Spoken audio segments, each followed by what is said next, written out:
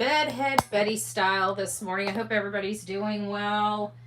It's been a rough morning for me. I don't know why. I'm so exhausted. Good gracious. Absolutely, utterly exhausted. I'll wait for a few people to get in here. We'll talk about our Christmas, talk about some of the things that we've seen. Um, just a lot. Just a lot. So, there's been several releases on At Night Private Intelligence X account, and that particular account has been updating their findings in part, not all of them obviously, but has been keeping the community, the public up to snuff with what's going on in their world. Obviously, they're running an independent investigation into the disappearance of Sebastian Rogers from law enforcement. So they're being a little more vocal about their findings. But it's, I can only assume they're an intelligence company. They keep still some stuff close to their vest. So we'll be going over those posts. We'll be going over a new person on X that I have recently started following that I like. It gives us some talking points today. We're going to be going over those as well. So good morning, True Crime Addict. Melinda, it's nice to have you. Good morning, Maggie. The Hen House, Dawn, Grace Upon Grace, SRK. Lois, it's nice to see you. Mallycat, Michelle, Cinda, good morning. Holly, Cheyenne, Mickey Shell is up in the house. Stacy, good morning, love. Caroline, good morning. Rivers up in the house. Peggy, Mary, good morning. Karen, it's nice to see you, my love. I hope you're doing well today. True Crime Junkie, good morning. Good morning. We got our coffee going in a cup that was provided to me by It's Me, Jen. It says, I don't have the time or the crayons to explain this to you. I love this cup. And a big shout out to all the people that we didn't see personally yesterday for Christmas. Happy belated Merry Christmas. I hope you guys had a wonderful day. For those that kind of had a funky day, today's a new day, right? Today's a great day to be happy. Lisa B. Always, it's nice to see you. Stephanie, good morning. Janet, Harley, it's nice to see you. Faith, good morning. Chica, live life to the fullest. Love it, love it. Lady Dragon, good morning, my love. Dreaming of blue skies and sandy beaches. It's nice to see you. Good morning, Suzanne. Salty ma'am, it's nice to see you. Gypsy girl, Mama Bear's up in the house this morning. Rhonda, good morning. P-Jen. Adrima, hopefully I say your name right. I wasn't saying Aletha's name right for a while, so hopefully I'm saying your name right. Good morning, good morning. Callie girl, it's nice to see you. Michelle, Angelina, Kim, it's nice to see you. Nicole, rumor has it, good morning. Good morning, Nani. Monica, it's nice to see you as well. Mama Bear, you said it right. Yay, I did. Blue Nick, it's nice to see you. Karen, good morning. Maggie, I think I said hi to you all. So yesterday was a really, really great day. So after I got off my live, it was like just a few minutes later, I had just gotten another cup of coffee, and my best friend calls and wants to know when I'm going to be able. Hey, Cece, it's nice to see you. Niner Nana, good morning. Good morning. Mima, it's nice to see you. Prayer Warrior, it's nice to see you. Ginger Girl's up in the house. Good morning. So she calls me like right after I sat down with a cup of coffee, and she's like, so I just wanted to check on you, find out when you're coming over, and da-da-da-da. And I said, well, I just got off my live. I said, I just got to I got to finish my coffee and load up the gifts. And I said, I'll be over there to help you out. And she's like, so about an hour? I said, yeah, hour and a half, I said, I just got to finish my coffee first. And so I started, I drank my coffee. And of course, I'm like, I probably should go over there to help. Because usually she doesn't, call. So it tells me something else is going, but she didn't tell me what. So Apparently they were having brunch, so that she was making sure the brunch was timed right. So right when I got there, I'm thinking I'm just going to hang out for just a few, and then we'll get started on getting everything ready for dinner. And they had breakfast made, so it was nice. It was a lovely surprise. I got to walk in and have brunch with them, all the kids and stuff, and we all got to open our gifts. And then they left and had to do some other things, and came back later that afternoon while we kind of stayed behind and made dinner. I had prime rib. It was good. It was good. I had a real wonderful time. I could tell my best friend was exhausted. She's tired. I can tell, that the holidays hurt her. She was so used to having Pop around and things, the holidays and stuff. You can just see it in her face. They're not the same. But I enjoyed myself. I hope she had some good. I know she had some good times while she there, but you could just see there was just a little sadness, and just you could just tell. You could just tell. So, got back here last night and realized there was like new footage being released. Of course, I didn't want to be rude or nasty or anything to people out here on Christmas. It just does. It just I don't know. It just seems wrong. I wasn't really on except in the mornings. We opened gifts. We kind of kept it really light and stuff like that. But not really into the horrible statement. It's Christmas, right? Everybody should, just for one day, but obviously not. I heard there was a whole group of people out there still, running the shenanigans and stuff like that. And all you can do is just pray for them. It's just, I don't know. I feel like some people just don't have any moral compass whatsoever. And you got to be cognizant of those people that don't have moral compasses, because they're problems, right? If they can't control their nonsense for one stinking day, I mean, I can't. So anyways, I came back and I realized that there was some new footage that had been released, because I saw a post from at night intelligence agencies talking about this effort of searching, and I saw clips of it. I think it was on Hindsight 2002, a person that comes that's a creator here, very nice, lovely lady. But I saw it on hers first, and then I saw at night intelligence agencies post, and I'm like, oh, there must have been some type of search. Hey, Lady Dragon, VA, Lady Roses, GG, DNA, it's nice to see you.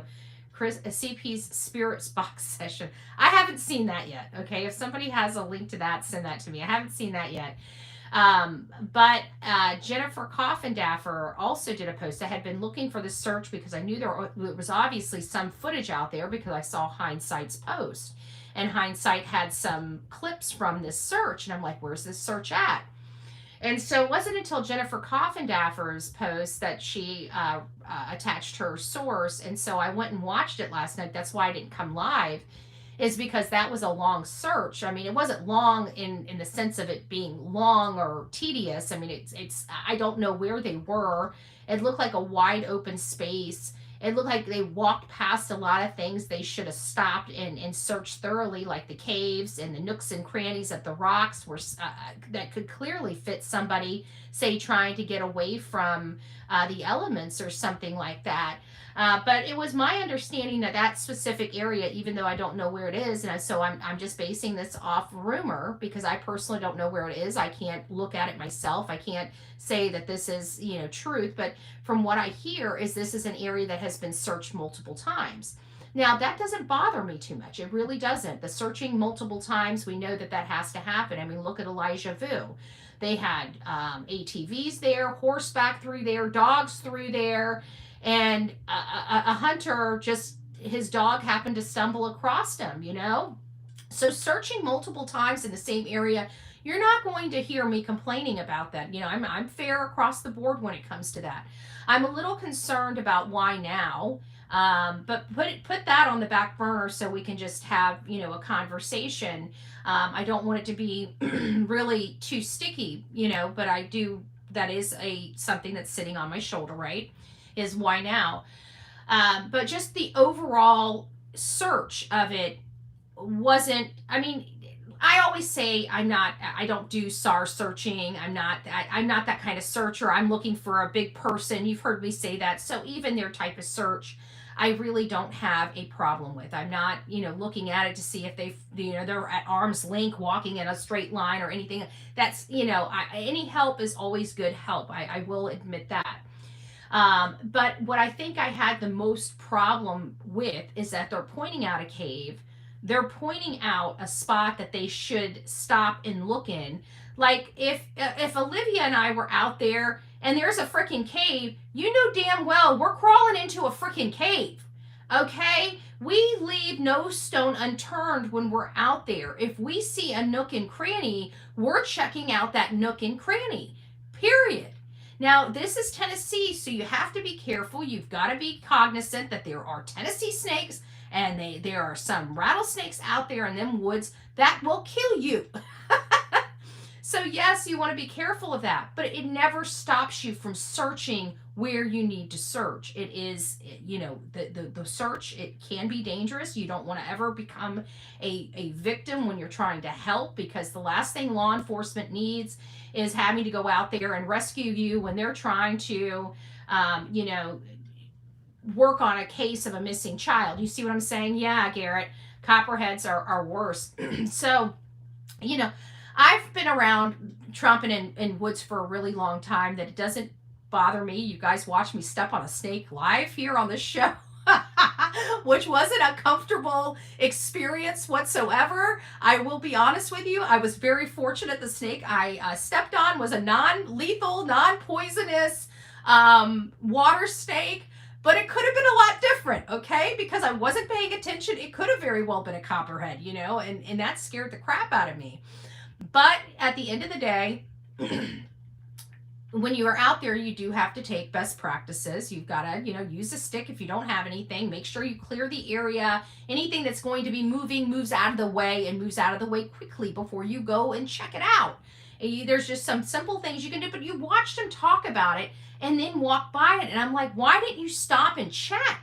He didn't even get close enough to see, like, oh, look, you can get in. And then you see Garfunkel, go up there and kind of poke his head in, but no real search, of that specific area. And I saw them do that several times where there looked like there was a place that somebody could, because, let's face it, if they're out there, they believe this child's okay, or some other stupid reason that brought them in the middle of the woods when a kid doesn't like bugs, dark, dirt, or anything like that and is barefoot. But I'm not going to get into that ridiculousness. Either way, we're very appreciative. Everybody, I guess we can say, Lady Rose is having machete. I was sitting there thinking of that when that doofus was like, I got stickers all over me, and I'm seeing them walk through some stuff, and I'm like, I bet you wish you had a machete. Yep. I bet you wish you had a machete, but you got to be careful now, because you take one out there, I'm filing a report. Right? I'm filing a report. I think somebody actually had one. I don't know. I kept wondering, what in the world is that guy running out there with a freaking measuring tape? Did you notice that? I'm like, what in the ever-loving nonsense? Why do you have a measuring tape in your hand? If you find something, are you going to do an investigation? No! That's the stupidest thing I ever heard. You, if nothing more, if you're going to carry something around, carry caution tape around. So if you find something, you mark it off so nobody tramples into the area. What the hell are you going to do with a freaking big old measuring tape? I'm just... But I did watch it. And yes, private searches, I listened to some of the commentary from Jennifer Coffindaffer, and when you do the private searches with people, they're not going to be professional searches, but you would still think that, the common theme is you're searching. So if there's a nook and cranny, you search the nook and cranny. You don't just keep walking by and saying, it's okay, let's just keep on the mainland. Okay, if there's a hole big enough for a body, you stick your head and a light in it. That to me You know, I'm not a professional searcher. I've done a lot of searches. I have a lot of experience when it comes to searches. I'm not a professional searcher, right? Never claimed to be. But we search. We find a lot of stuff in our unprofessional searches. I'm just saying. But you know why? Because we use the law of if we're searching everything, right? You have a box there, you open the box up. You have a hole in the ground, you look in the hole in the ground. You have a cave, guess what? As scary as it is, you go in the cave. Why? Because you're searching for somebody that could most likely fit in that cave. So those were some of the things that I noticed. But there was something I didn't see. Maybe it's because it was so the live was like 2.5 or not two. I don't know how long it was. Like 2 hours, I think is what it was. Maybe 2.5 hours on there. And this is what I also think that really just frustrates me to no end. Everybody now that this Yahoo finally gets off his bum and goes out there and starts searching 10 months late, that all the searches, the months and months of searches, the days searching, especially at the beginning, people seem to forget about it. It's like, when were you the last time you searched? Well, first of all, let me say one misconception and misinformation. The first days Sebastian disappeared, Seth was up and around that entire community for 3 days, driving up and down those roads searching for him. So anybody that's providing misleading information, such as the father's never even searched the area around his home, we've known that he has for quite some time. I mean, it's part of everybody's thing. I mean, he was even kicked out of the command center. We all talked about that too. Definitely much different than the behavior of the mom and stepdad up front at the very beginning, first and foremost. So whatever Yahoo is out there on X spreading around that the father has never even searched around the house, I would say you know better and quit spreading around disinformation, because that was exactly what that was intended for, disinformation, because this particular person knows specifically that Seth searched that area those 3 days while they had those massive searches in the woods and other parts. Moreover, just about that entire corridor, I-40 corridor, has been searched by private searchers and other things. It's not just Seth. Seth was out there for over a month searching for his son. We know it because we watched it.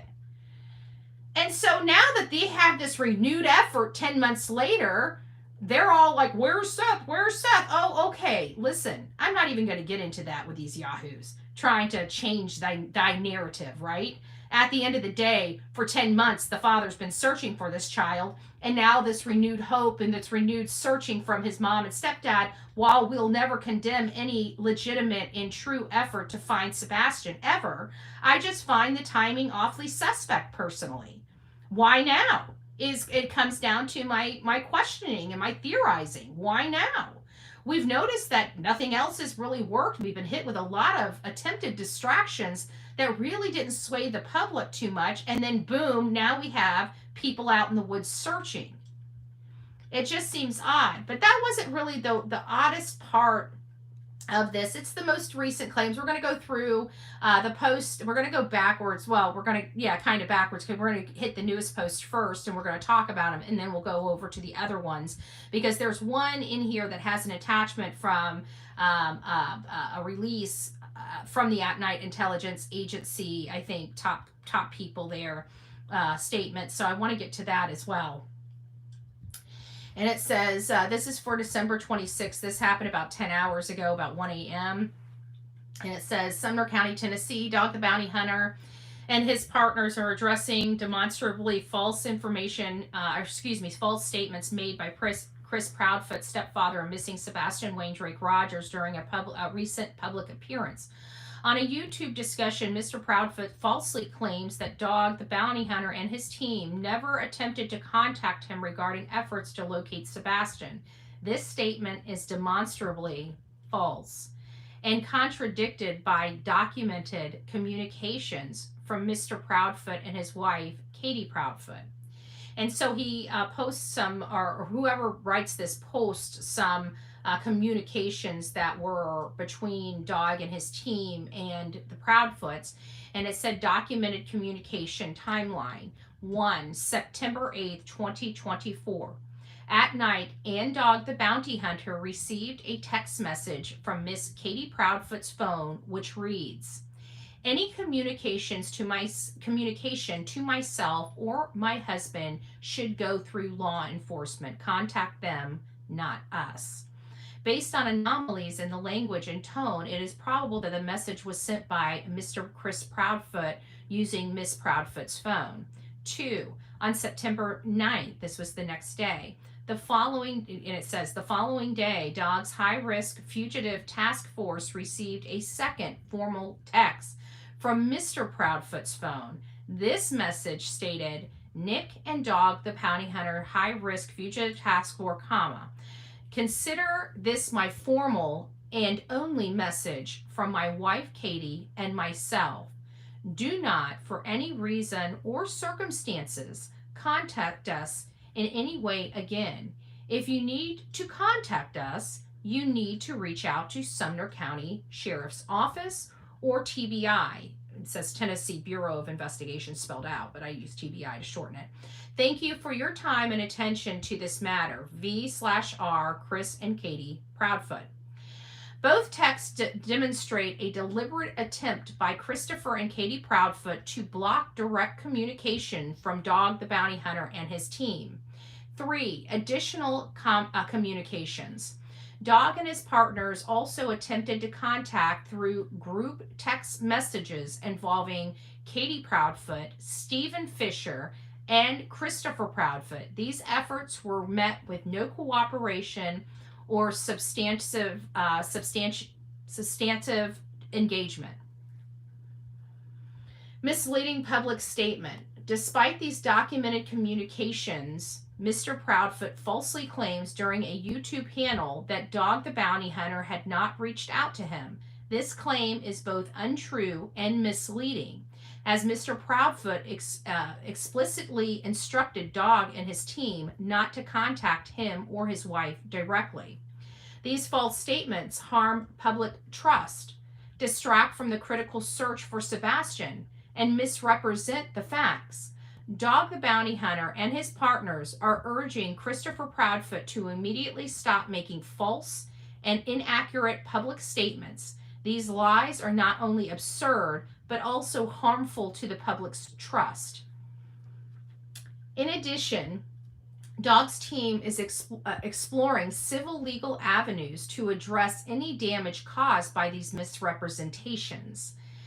Despite these distractions, the focus remains on uncovering the truth and ensuring justice for Sebastian Waindrake Rogers, who disappeared on February 25th, 2024 at the age of 15.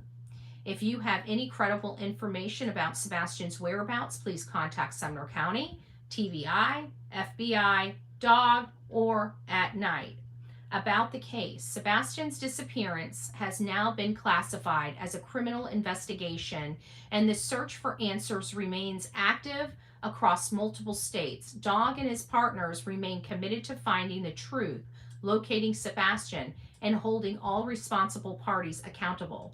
Thank you for your continued support and vigilance in this crucial search. So that was the first one. Let me see which one this one is. I don't think this is the other one I'm looking for. Let's keep going, because there was another one that had, oh, here it is. I found it. It's from the 24th, Christmas Eve. This says, Sumner County, Tennessee, at night, private intelligence agents underscores its resolute determination to locate 16-year-old Sebastian Waindrake Rogers, who disappeared on February 25th, 2024 from Sumner County home at the age of 15. Retained by Sebastian's father, Seth Rogers, at night has allocated substantial resources to track credible leads, coordinate multiple state search teams, and work with licensed professionals, all focused on ensuring Sebastian's safe return. Investigators have mobilized across multiple states, working alongside volunteer networks, and remain steadfast in their belief that Sebastian is alive. In a disturbing turn of events, Christopher and Katie Proudfoot, Sebastian's stepfather and mother, have recently conducted local searches, treating Sebastian as though he were hit by a car and abandoned, despite zero evidence pointing to such a tragedy. If the Proudfoots have information that supports this bleak outlook, it raises serious questions about whether they are deliberately withholding crucial details. Notably, they have refused genuine assistance from at-night while conducting a search in a wooded area that has already been thoroughly searched by thousands of law enforcement officers, a move that at-night believes is a disingenuous distraction that undermines credible leads suggesting Sebastian is alive. According to at-night investigators, there is no basis for a local hit-and-run scenario, nor have the Proudfoots exhibited meaningful urgency since Sebastian vanished. And so there was an attachment that was attached to this particular post, and it was for immediate release, and this is from One World headquarters. And this states, subject, at night reaffirms commitment to finding 16-year-old missing since February, cites stepfamily's search as diversion. It says Sumner County, Tennessee, at night private intelligence agency at night underscores its resolute determination to locate 16-year-old Sebastian Wayne Drake Rogers, who disappeared on February 25th from his Sumner County home at the age of 15. Retained by Sebastian's father, Seth Rogers, at night has allocated substantial resources to track credible leads, coordinate multiple state searches, and work with licensed professional, all focused on ensuring Sebastian's safe return. Investigators have mobilized across multiple states, working alongside with volunteer networks, and remain steadfast in their belief.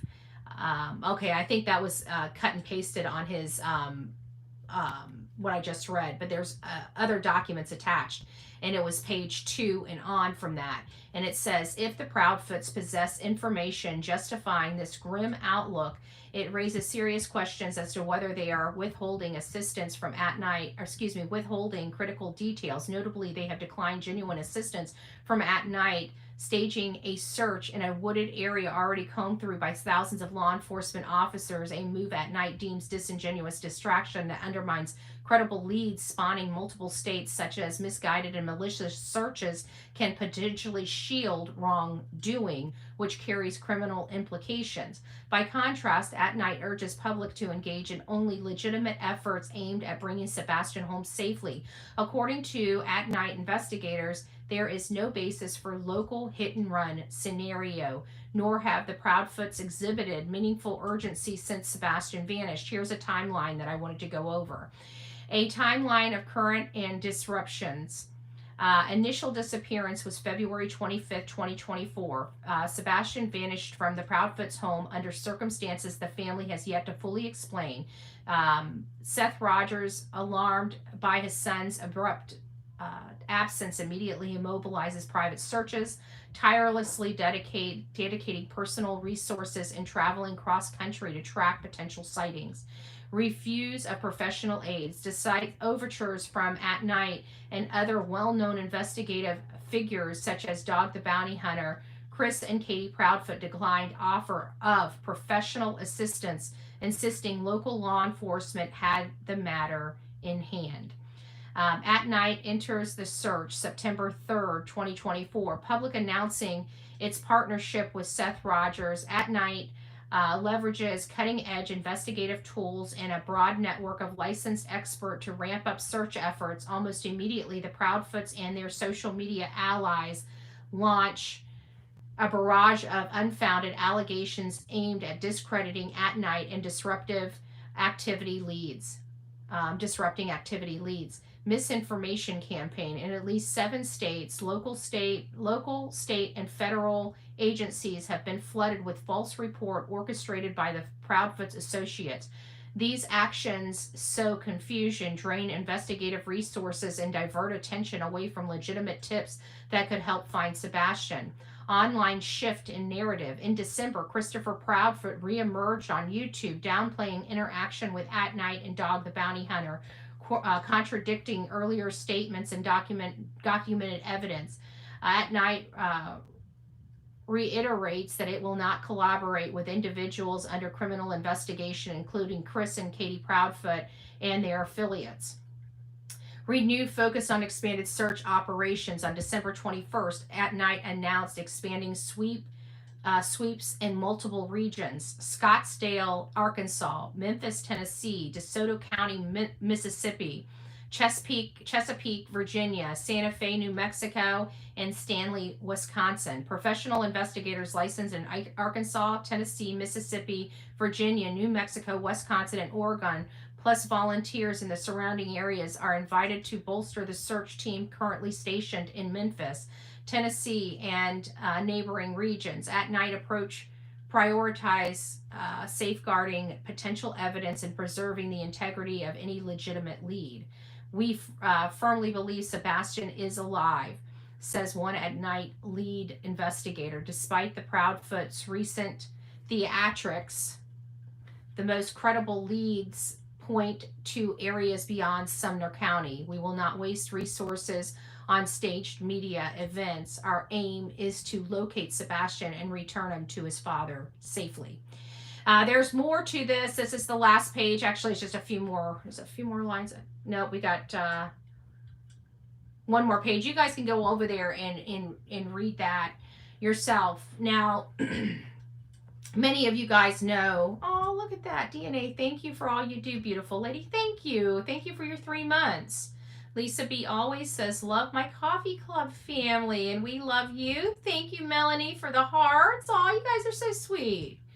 You guys are so sweet. Thank you. Oh, look at that. Miss Lee, mom of 3. I hope the kiddos enjoyed Christmas. Was really hoping he'd be home for Christmas. Me too. Me too. I think we all are. We're all hopeful. But, you know, it comes down to other things, you know. I'm always hopeful, but I also trust my gut, and I don't want to, you know, I want everybody to be very hopeful, but I don't want to set them up for an emotional failure too, you know. I mean, we have to be reasonable here. It's been 10 months. And, you know, going back to what E.T. said, it's like, you know, if they were all on board with sending him somewhere until things were rectified over at Seth's house, or he was able to get him into, you know, into the online school, if they really needed to send him somewhere, it seems like they wouldn't have to hide him, you know? They wouldn't have to hide him. And that's what's weighing on my mind as well. The fact he had no shoes, the fact that he didn't take a jacket with him, the fact we know the last place he would run is the frickin' woods. And that's from the statements of all of the parents, not just Seth. I mean, first of all, we learned this from Chris and Katie a long time ago, that he didn't like bugs. He was, woo! Remember that whole little thing in that interview? He just doesn't like bugs. He doesn't like bugs. He doesn't like loud things. He doesn't like new things. You know, he can be, you know, I mean, one of the reasons why Seth wanted him in online schooling. Oh, good morning, Sonia.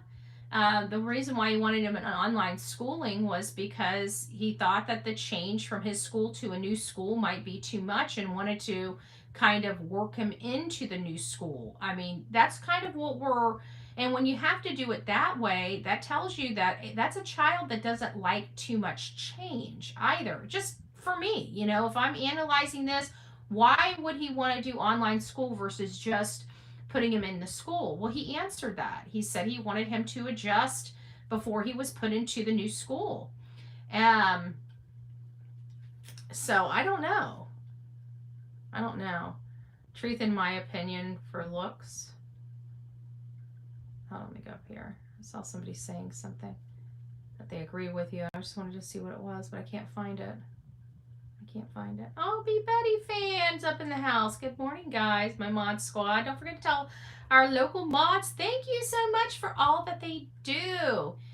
He stepped on fire ants with no shoes on. Makes sense. I mean, yeah, but I mean, many of us. I mean, many of us don't walk out of the house without shoes on. And like me, I don't have a tick that makes me put my shoes on. I just automatically do it because I personally don't like dirt on the bottom of my feet. So you'll never catch me out of this house in bare feet, and that's just me. I mean, never. Okay? For me to run out of here with bare feet, something bad has to be happening inside this house. And I'm normal. I mean, some people may disagree. But that's okay. I wear slippers outside, yeah. I got flip-flops there's flip-flops by every single door of my house, because I will not go outside. I don't care if they're the worst flip-flops I have. If something's on my shoes. Otherwise, I'll spend 5 minutes looking for flip-flops around here to go walk outside. The paranormal BS search struck a nerve with me. Now, I heard about that, but I haven't seen it personally, the whole spirit box thing. I'm interested in that. I'd like to see DNA and said I love bare feet. I used to. But here in Florida, you like even on the out at the beaches, you got to be careful. Even though they took glass out of the beaches a long time ago, there's some old glass down there. I've cut my feet, I don't know how many times on glass. I don't know where the glass came from. I just know I stepped and ow. So I've emailed the photo. Okay, thank you. I'm the weirdo that goes barefoot outside and has house shoes. Ms. Lee Mama 3, you crack me up. Oh, you crack me up. My autistic son has issues with change. That's what I hear. And I would have to think that was one of the reasons why Seth wanted him in homeschooling. Not homeschooling, but online schooling. Because I remember him saying something until he adjusted. He wasn't going to be homeschooled, or not homeschooled, online, the online school for forever. It was just until he adjusted with the change of being at his house, schedules and stuff like that. First, we hear CP tell us in his weird voice he can run over people in Tennessee. Then we hear him say Sebastian might have been hit by a car. He is ridiculous. If he was hit, then he's probably the driver, in my opinion. Yeah, I don't think that boy was hit by a car. Think about it. If Sebastian was hit by a car, if he was walking down the road and a car hit him, somebody's car would have major damage on it. Not just damage. I mean, if you really want to get graphic with it, and this is a trigger warning, you're talking about tissue. You're talking about hair being stuck to the car. Never mind the blood and the damage. Okay? So somebody would have noticed a car being very badly battered by something. And with all of the searches, think about it. How far can a body be thrown? Depending on speed, 100 yards or 100 feet, 150 feet.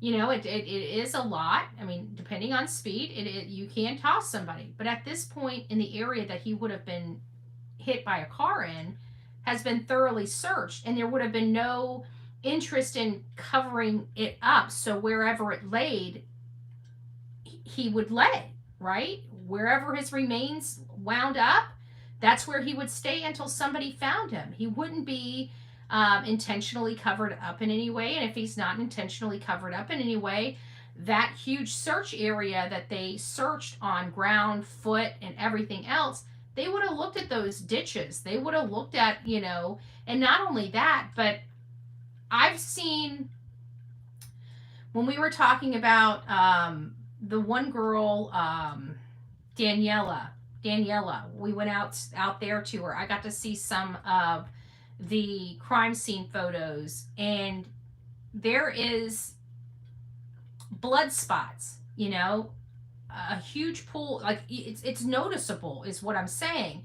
and somebody would have noticed something got hit on the road, you know, shortly before that, because there's still blood stain there in that area that I mean, they searched it by helicopter, by drone. I mean, I don't see how they could have missed that. I don't know where that theory would have came from, is all I'm saying. I'm going off track a little bit. I know they were most likely catching a lot of heat for looking like they were not searching, but now it just seems like they're a day late and a dollar short. Yeah, but you know what? I mean, but see, it's done intentionally as well. I mean, look at this. This is going to be their next plan of narrative running. I can already foresee it. It's like almost like I got a crystal ball. It's going to be the poor pity me, you know, poor me, you know, everybody's just so mean. Look, we even go out and search and we get crucified. That's going to be the next narrative that's driven. No matter what they do, they're going to be crucified because people have their minds made. That's what they're going to say. No, it has nothing to do with it. Why now?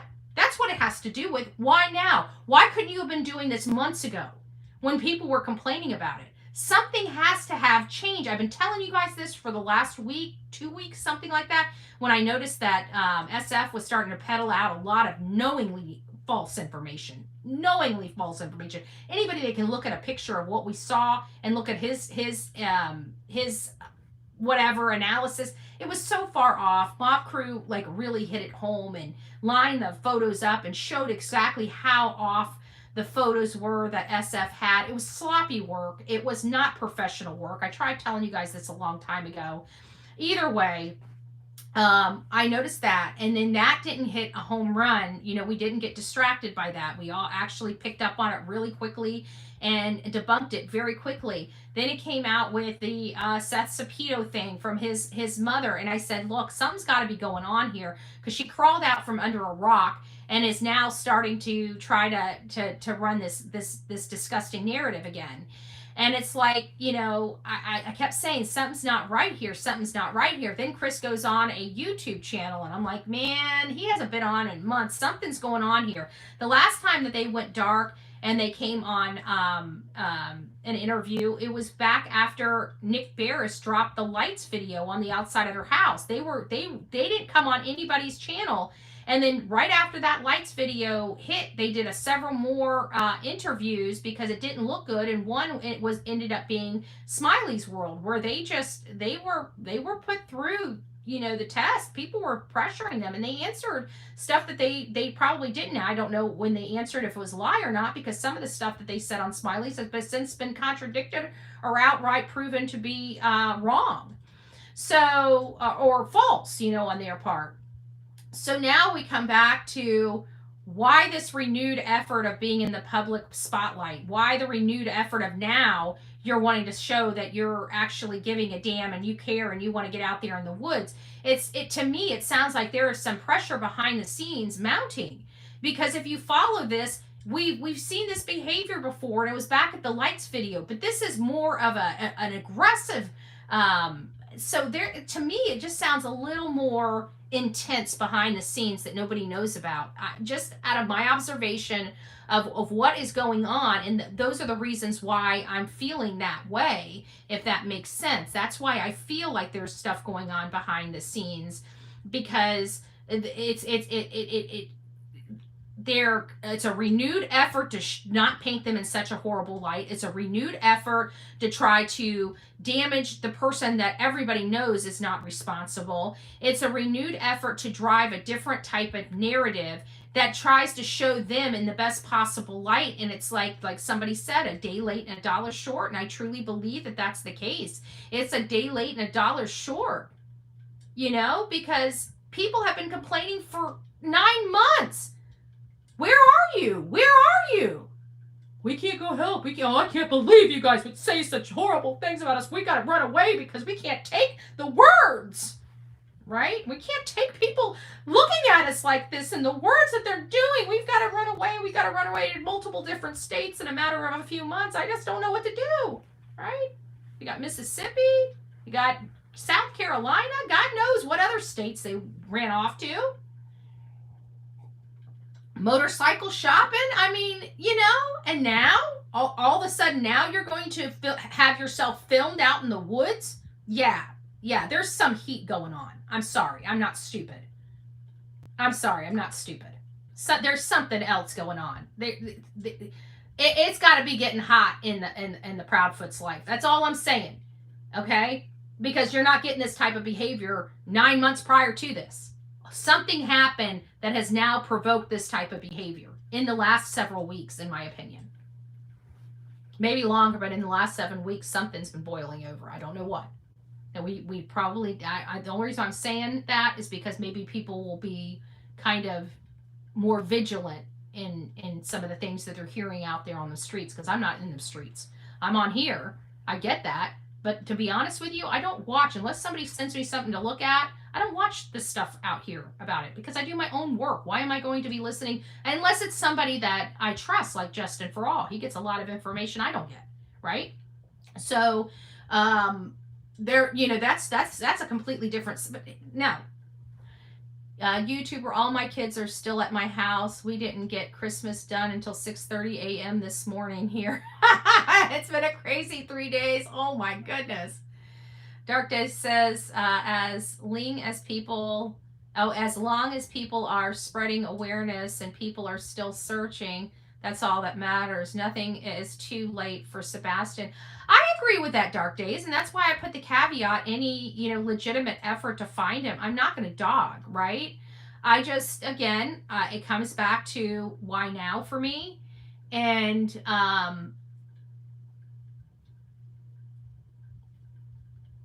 their lack of actually, like, they were looking on land, but they were passing up the caves and the other rock formations that clearly had some depth under them that somebody could have called up, and so I think that's why I don't understand the purpose of the search or the location. I don't even know where the location is, but in all fairness, you are right. It's nothing's ever too late. I mean, bodies are bodies, searches are searches, but I also don't want a narrative driven. It's hard because I feel like it's a facade, and I guess that's what's causing me the most trouble with this, is I feel like it's a yet again another distraction. It's a yet again another. Now we're going into he might have been struck by a vehicle. You know what I'm saying? Like, is it really an effort though? I don't know. I guess everybody's going to have to judge for themselves. I'm very concerned that it's just smoke and mirrors, I think, and I think that's what other people's concern might be. But you're right. I mean, at the end of the day, nothing is too late for Sebastian, and everybody should have all hands on deck. And quite frankly, everybody should be coming together to search and try to find the location of this boy. I don't know. I just feel like it feels half-hearted. I don't know. That's all. Restored Faith. It says, do you know if they question K and P apart from each other? In my opinion, they know what happened to that child. Please tell Seth we have been praying. Aw, thank you, Restored Faith. Honestly, I don't know. I've heard that they have. I've heard that they haven't. It just really depends on what channel you're on. But honestly, I don't know if anybody would know conclusively one way or another, because you really can't trust them to tell you, right? They'll tell you, oh no, we've never been interrogated. We have no reason to be interrogated. Or they may say, oh yeah, they interrogated us, at the very beginning when they cleared us, So I mean, I don't know if I would necessarily believe them, and I don't see law enforcement coming out and telling us that they've interrogated them. So I've been caught on that quite a bit. So you want to hope that they have, but right now there's nothing in the public that is stated one way or another. But I'd have to think 10 months into this, and now we know officially this, which we've known for a while, it's been a criminal investigation. They were playing word salad. We called that months ago. I mean, literally months ago, right? We called the word salad months ago. But Now that they've officially stated it's a criminal investigation, I have to think that there were interrogations, because from my understanding in the cases that I've got direct experience in, they interview these people multiple times. It's not like a one and done thing. And from my understanding, they could be together, they could be apart, but what happened in this specific case, I don't think any of us really know. The only way we would really know the truth is if, KP and CP said it, but it's hard to take anything that they say as fact, because we've been lied to by them for so many times. So you got to weigh that too. So I don't know. I really don't. I went back to look at his birthday picture with the trophy, and he was way too thin, in my opinion.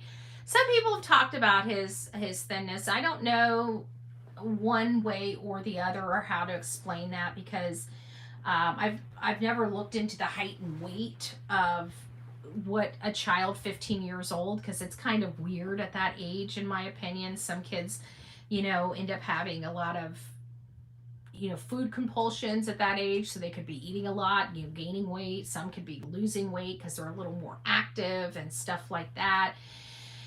And so I know that the weight has been brought up by several different creators, and most recently by Jennifer Coffindaffer, and she feels that he was thin, but that also could be attributable to medication as well. And I think she also put the caveat on there, we don't know what kind of medication he was on. We don't know how it affects his appetite, but we do know it affects his appetite. How? We don't know. I think she went on to even say maybe it's possible he wasn't on his medication, and that's what made him so hungry that night. There are some medications that actually burn calories off when you're not really burning calories. We don't know if that's a side effect of maybe a medication he's on.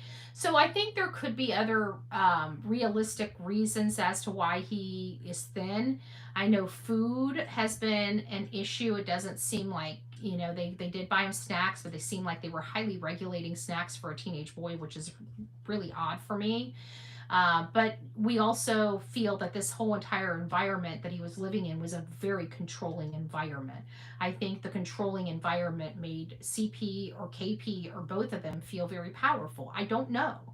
But I think hindsight 2020, I think we feel a little somehow about the home environment. I don't know. That video of them searching was supposed to blow our minds. It was, I think if they would have actually searched for him, they're walking by a freaking cave saying, hey man, look at this is a cool cave. You can see the light going through it. And it's like, all right, let's just walk by. We found the cave. It's like, you should look in there. There's a ledge under it too. You can look under there to see if there's any way of something falling in. I mean, maybe that's something they could see with their eyes that we couldn't see definitively on the camera. I know that is the case, because it took us forever to try to get the angle of Summer Wells' home on footage, because it was so hard to see the steep angles of their mountain. It was very hard to capture real life on camera, especially trying to get people to understand how angles are with trees, and it was very difficult. We did the best we could. So I understand that, but I just don't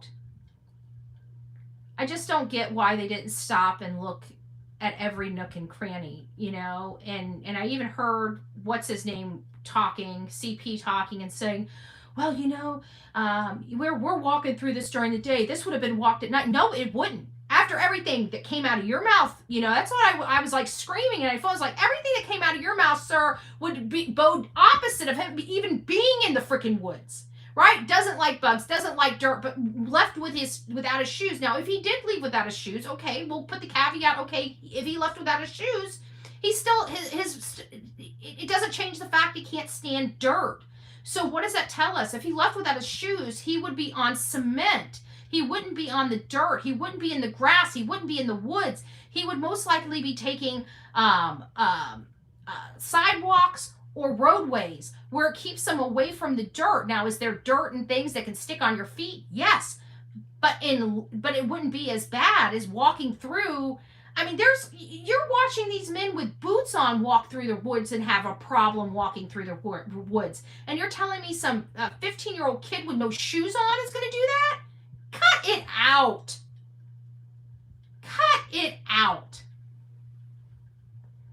That doesn't even remotely sound probable to me.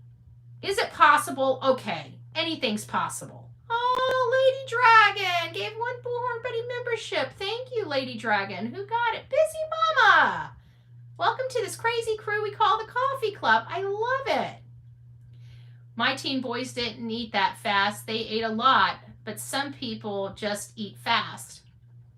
You know who eats fast?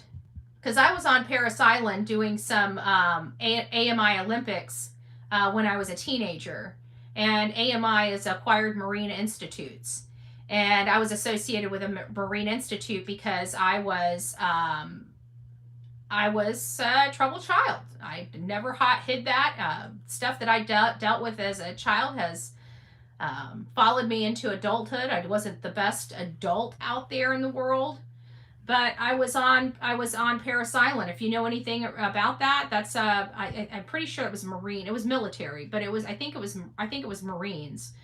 And but we had to do our Olympics out there because they had all of the stuff that we needed. They had the ropes, they had the aquatic facilities, they had all this stuff. And so when we were there, they were getting frustrated because these were boots, right? And they only have XYZ to eat, right? So when they came in the lunch line, we're lollygagging teenagers, right? They're running around us trying to get food because they have XYZ to sit down, eat their food. Paris Island Marines. Yep, Rhonda, that's it. And so that was my first experience seeing stuff like that go on behind the scenes in these, military bases. And so, yes, we were on a military base and we were doing this stuff, and they had to eat. Like, you should have seen them. Like, shit was flying everywhere. I mean, we're teenagers. We're kind of taking it all in, right? Like, this is like so. I mean, I don't know how to say it, but it was cool to us. Like, this was something we have never seen before. You could tell these people were so frustrated because we're young kids getting in their way. They're running through. They have certain times to do this, certain times to do that. If they don't get it done, they don't get to eat. People don't understand. That's how it works out there on those in that military, especially when you're going through training. You get in, you get out. You eat. That's the only time I've seen people shovel food down their throats like that. I'm sorry, but I needed to give you that whole entire verbiage so you guys can follow with me. If KP and CP wanted to run their own home as military home, that's how they may parent, then it was good. Then it was all good fun at Seth. He's in different kinds of parents. Those are two different sides, can be okay.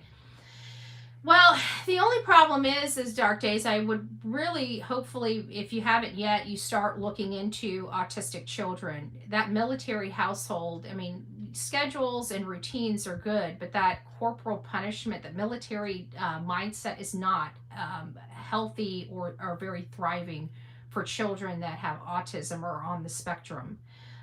You can't use that kind of parenting for an autistic child. It doesn't work, it's too stressful on them. And I think that was the kind of environment he was in and why he started using the restroom. Restrooms, when a child starts using the restroom all of a sudden, now I know that the mom and stepdad want to equate it to he has these highs and lows of his, whatever. That's not necessarily true, and I'm not going to stand by that because that's what this Yahoo said, and not what I researched, not what parents told me, and not what my common sense tells me from statistics, which is typically when children start wetting themselves, it has to do with abuse. Typically, it's SA type of abuse. But in this situation, I don't think that it ever was, and I said that publicly multiple times. I don't think it was an SA type of abuse. but it was a stressful abuse, and he's an autistic child and started having restroom issues, and that tells me that that is most likely what the root cause of it is. Now, do I know definitively? Of course not. I'm not going to say I do. But it makes sense with the information we've been told, right? It bodes with what would happen if a child was under stress or abused. And now we're hearing that it was corporal military type in this house. It's not good for you. It's still, again, coming back to what Lisa B always had said months ago. It's just stuck in my head, and it was them disciplining him into normalcy, and that's what I felt like they were trying to do. And you can't do that with an autistic child. Just my opinion. If Sebastian would have left that house, he would have been seen on someone's camera, a shadow, a something. Yes, I agree with that, Mama Bear. Where there are two options. One was he didn't make it home, and the other was he was taken out in a car in the garage. Well, the garage, from my understanding with all the cameras, never opened that night.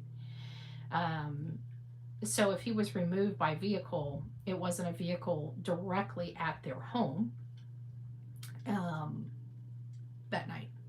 I know people say that when she left that morning, there were so many cameras, and it had so much better view in the daytime. I don't think anybody would have been that careless to take care of that type of situation in the broad daylight. Just personally thinking, saying, but who knows? I mean, desperate times call for desperate measures, right? So that's just an opinion that I have. It doesn't mean it's correct. I mean, there's always better late than never, but in this scenario, Proudfoot out searching was like a big smack in the face to all of us, like, ha ha, in your faces. That's the way I felt. Yeah, I mean, I think he's trying, there's something, I don't know.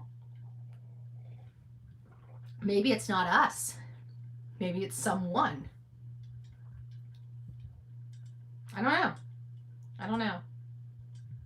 Perhaps a different child, military style, may be okay, but not for a disabled child. Yeah, I think that's it. Yeah, I know, right? Agreed, Betty. Yeah, I think you're. It's. I agree with people's parent. I don't have any qualms with people's parenting style. Quite frankly, if you know anything about me, I'm more of a. I believe in discipline. Okay, I'm not one of these people that say don't. I would never hit my. Are you kidding me? I will pop a child on their rear end. Family to me. Okay, I'm not gonna be. For all the haters out there, I'm not gonna be popping unknown children to me on the rear end. Okay. But I am not one of these people that do not believe in discipline. I absolutely 100 wholeheartedly believe in discipline. I believe in rearing a child, but I also believe that rearing a child takes place. If it takes place too early in a child's development or life, I believe that it is abuse. If it happens too late in life, I believe it's abuse. I believe that rearing a child only happens through several of their upbringing years. And when a child is disabled, I think it's abuse because they don't understand. You can't discipline a child that doesn't understand. Now, the caveat of that might be, he was a high-functioning autistic boy. He knew exactly what he was doing was wrong. Okay. Well, then that may be the case, but you're not disciplining the autism out of that child. You have to work with that child and develop certain things because their bodies act differently. And not only that, but if he did know right from wrong at that level, then, why are you saying his intellect, his mind hasn't caught up to his body? You can't have it both ways. And I felt like, they were trying to have it both ways. Either way, I do believe in discipline of children. I do believe in popping their butts. I don't believe in child abuse at all. And there is absolutely a difference. Okay. There's absolutely a difference. I would never, I've been so angry with my grandchildren that I could not discipline them. All I could do was, put them in the corner. right? Because I was so angry. I will not, I will never ever. It's for them to learn and grow. You never hit a child in anger. You never hit a child when you're angry. It is strictly for them to learn and grow. But in this situation, he's autistic. Those punishments mean a lot different to him than they mean to a normal child. But you don't have to teach them violence tendencies. Each child is very different. We practice timeouts, explaining situations. It's working with a 2.5-year-old. He is extremely intelligent. I get it. I get it. I would never agree with violent tendencies, but you're going from a corporate, you're saying that corporal punishment and corporal and Marine like, militant like, household is okay. And then you're saying, well, so tomato, tomato. That's just my statement. I believe that it can, I believe if you punish a child, with physical punishment, a child too young, I think is abuse. Physical punishment at a certain age, older, is abuse. And I think anytime a child is disabled, physical punishment should not be anything that should even be entertained. I think other methods would work, but again, I don't know. All I know is for my kids, I had no problem popping them on their diaper, right? And I had no problem popping them right on the pamper, right? But I don't know. I think there's a difference in popping a child on their pamper, don't do that, and taking a belt and whipping their butt, right? And even a belt, I don't mind a belt, but it has to be from a certain age to a certain age, I'm sorry. I think a 15-year-old boy getting whipped by a belt is too old. I think it's unnecessary when a child has a disability such as autism. Yeah, I mean, I don't know. I don't think that there's a cookie cutter response to all children. It's a child, case by case child. Just, I don't know. Calories are important for growth. Why kids eat a lot during growth spurts. Yeah, and I also heard like carbs and stuff like that. You shouldn't be worrying about those with your children. Unless they're of higher weight and you need to get the higher weight under control, because children with higher weight have more stress on their heart. I mean, anybody does, but you try to get it under control at a younger age so it doesn't continue. I meant for others, not me. Okay. All right. I was married to a man who controlled me to the point I couldn't work, wear makeup, was always on a time limit, very abusive every way, never again. I agree with you 100%. It's definitely not been proven that hitting your kid is not beneficial to them later in life.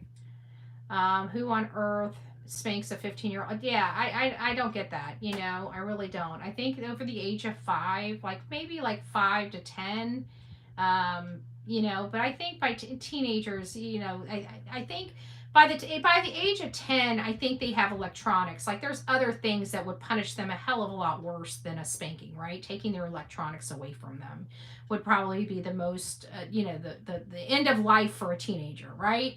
So what's the point in having to spank them or anything like that? Grounding seems to work pretty stinking well. So I think there's just a small window when the grounding really doesn't work. And because kids run out in front of cars, burn their hands, there's just some things that you want to make sure kind of sticks in their head, My youngest grand is high functioning, but he takes most everything very literally. If you say in about 10 minutes, he literally watches the clock 10 minutes. Yeah. It's true. My teen is so nice when I take his phone. Yeah, kids, it's amazing. You don't have to do a whole lot with the teenagers these days, okay? I believe in it because it worked on me. No, I'm just joking. But I did. I got my butt whipped a lot, when I was in the shenanigans as a kid. But there was a time even at, with my parents, and my parents were country, they'll throw a freaking cast iron. We're country, what can I say? right? So, I mean, even then, nothing worked on Betty. So even then, they know that, there's other things. Like my dad would take my phone out of my room. You want to talk about putting a knife in my heart? Taking my phone out of my room. Being a teenager and having to have a private conversation in the kitchen with your family sitting around the dinner table because you have no phone in your room. I can't talk to you about it right now. Yeah, you can. Make time for it. What do you got to say? Right? All up in that conversation. No. There's a lot of things you can do as a teenager. And even with my country home, there was a time when you just don't hit the kids. You take crap away from them. You ground them. Take their allowance away. Make them go out and pull freaking weeds and thorn, briars. Oh, the wooden spoon. Oh, good gracious, the wooden spoon. Whew. I did too, Betty. LOL. Funny. I'm completely different than my parents. I got spanked. I got spanked. I tell you what, I earned every one of them. I won't lie. Well, except a couple. I will. You know what? Except a couple. My older sister did blame. I got a few extra licks from stuff my sister should have gotten the licks for. I'm just saying. Little Miss Goody Goody Two Shoes wasn't really Little Miss Goody Goody Two Shoes. I'm just saying. All these years later, I'm still saying that. I got in trouble for her. I know I did. My mom factory reset. Oh my gosh, that was. Yes, me too, VHB. Yep. Oh, good gracious. Picking my own switch. I only had to pick. You know what? I picked the wrong switch. You only picked the wrong switch one time. I was a little kid. You're thinking the smaller, the less it hurts. Woo, woo, woo, woo, wee, doggy. No. Get the thick switch. Get the thick switch. I know it looks a lot scarier, but I promise you, it works a lot better. It works. I remember I brought my little switch back. My mama looked at me. She goes, honey, are you sure you want to use that? Are you sure you want your daddy to use that switch on? You might want to go get another switch. No, I want that one. She goes, okay. It only took one time and I was in tears. So, woo! Did you see what Seth said? What did Seth say? He raised his hands. I saw that he said nothing works on Betty. If that's what you're talking about. Yeah, nothing worked on Betty. That's funny. It's nice to see you genuinely smile in life. Oh, thank you, Dark Days. Thank you. All right, guys. Well, that's all I got for today, for right now anyways. I might come back later tonight. As you can see, I'm moving a little slow today. Yesterday took a lot out of me. It really did. And quite frankly, I just feel like resting and relaxing. My back's been hurting. It's been jacked since I put it was jacked from August, but being on that floor for a couple hours, it did not feel good. I had to take some leave yesterday at Laura's house. I'm like, man, my hip is killing me. So it's feeling better today, which is nice, but I still just kind of the day after Christmas, I'm kind of So I got my gal pal laying somewhere near me.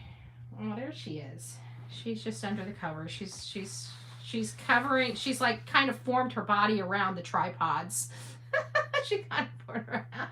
All right, guys. You have a great day. God bless each and every one of you. Don't forget to be fearless. If you see something, say something. What is it, Shadra? Bottom line, you don't put your hands on a child that don't belong to you, especially special needs children. Exactly.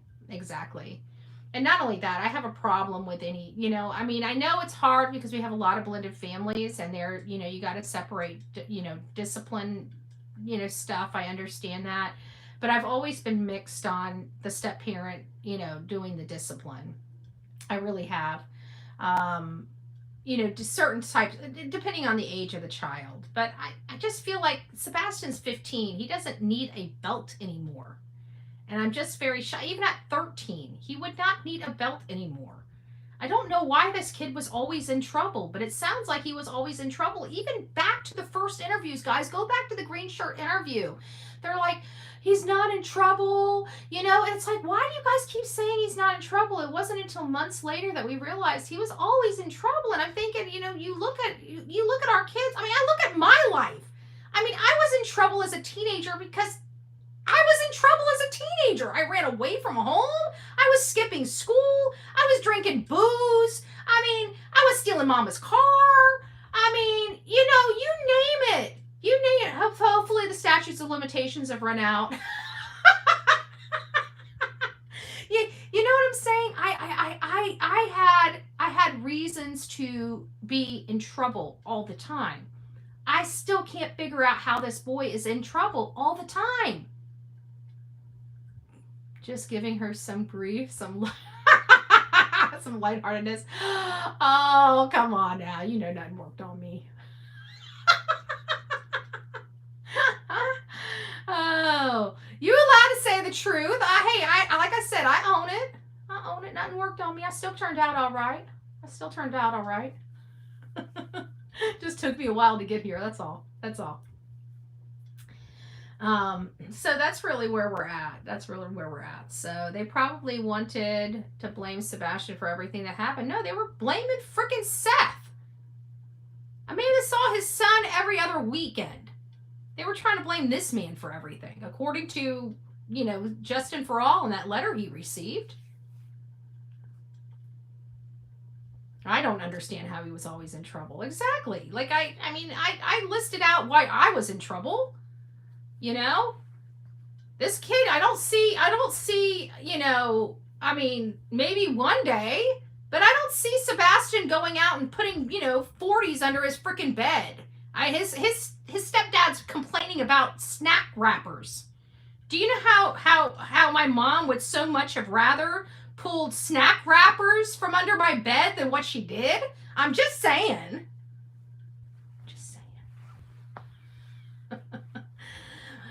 My mama's still saying thank you, Jesus, for answering my prayers, right? I was talking about CP and KP. Happy feet, happy soul. It's nice to see you, love. I hope you're doing well. Yeah, he was the one that was... Okay. All right, guys. Well, rock it out with your coffee beans out. We'll see you guys later today. It'll probably, I don't know, what time is it? See, I'm running so late. It's already 11:30, so it'll probably be this afternoon, maybe 5:30 or something like that. We'll have another show. I don't know. I'm kind of taking it easy until the beginning of the year, because the beginning of the year, we're going to be rocking it out with our coffee beans out, seriously. So, all right, guys, I love you. God bless you. Have a great day. The after Christmas party. Yay. Ta. All right. I love you guys. See you soon.